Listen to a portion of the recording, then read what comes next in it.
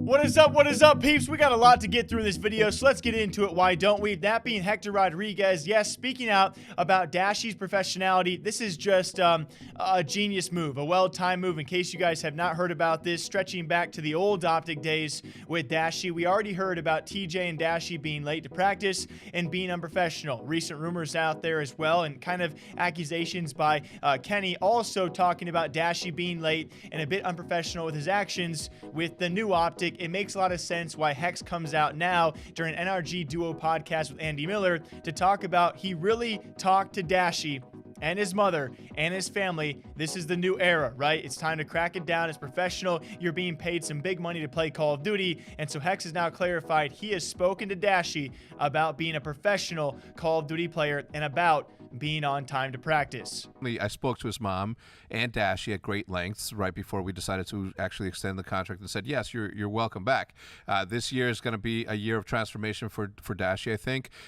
You know, when on the first go around, when it was Dashy, TJ, Crim6, and Dashy, TJ, Crim6, Scump, yeah, and Scump, you know, the kids played a lot, right? They were always late. Some of the times that they were late was almost Scump's fault because both TJ and Brandon were staying at Scump's house, but Scump left them at his house and came to the practice here at the HECZ quarter. So I'm going to give them the benefit of the doubt there. But, you know, with the rumors of last year of Dashy being late, I made it a point to speak to him and his mom at the same time and explain to them the situation, right? Like this is a franchise league in which, you know, millions and tens of millions of dollars are going in as an investment. So it's a more professional league, and we expect everybody to be professionals. More than ever, Brandon needs to prove himself not just to the fans or his teammates, but more importantly to me. God damn it, okay? I'm not going to put up with no bullshit of I'm late or this is why I'm late. Like even today when we were doing the content, if somebody wouldn't have shown up, there would have been some cash missing from their paychecks because, you know, it's time to grow up. I mean, it's been time, but now it's like it's time for me to grow up and actually put some repercussions. You know what I'm saying? Yeah. Mm-hmm. You hear me? No, you're good. Like, you were on time. And I do want to quickly clarify as well as we bounce to our next topic. Arcitys called out last season. You remember Arcitys when he was with the Huntsmen? He was calling out some players on that roster being late to practice as well.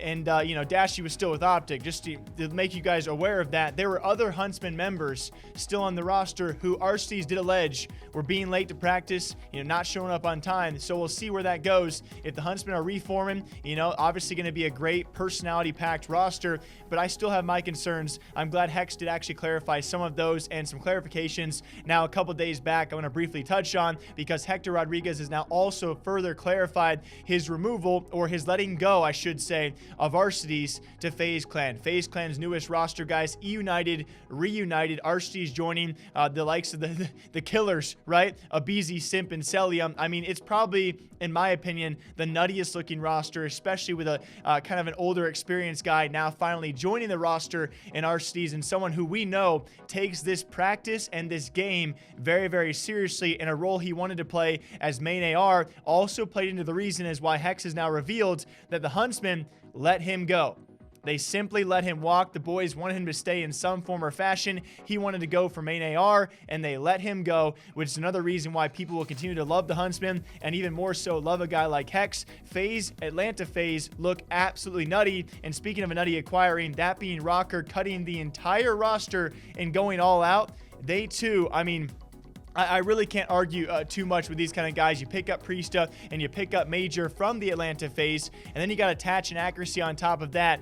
I mean, if you're looking for a team who puts out a lot of money and a lot of care into reforming a roster entirely, Minnesota Rocker also up there. Obviously, of the few teams so far we know the rosters of, you know, we've already named them, Huntsman, FaZe, and Rocker, but still, these rosters look completely just, I mean, they look like animals, and I cannot wait to see what other rosters have to try and compete with the top 3 rosters currently out there. And very lastly, someone who might be competing when she is in her yonder years, that's going to be Karma's very own daughter, I believe, Bella. I have no idea how old she is, but these clips are out there, and it kind of just, it's the most adorable thing ever. And so why not talk about this? Karma teaching his own daughter not only Call of Duty, but also slide canceling. Slide canceling, by the way, or even snaking has been fixed apparently for Cold War, but either way, some of the most adorable things you'll ever see is the current retiree. We'll see if he stays retired. Karma teaching his own daughter Call of Duty.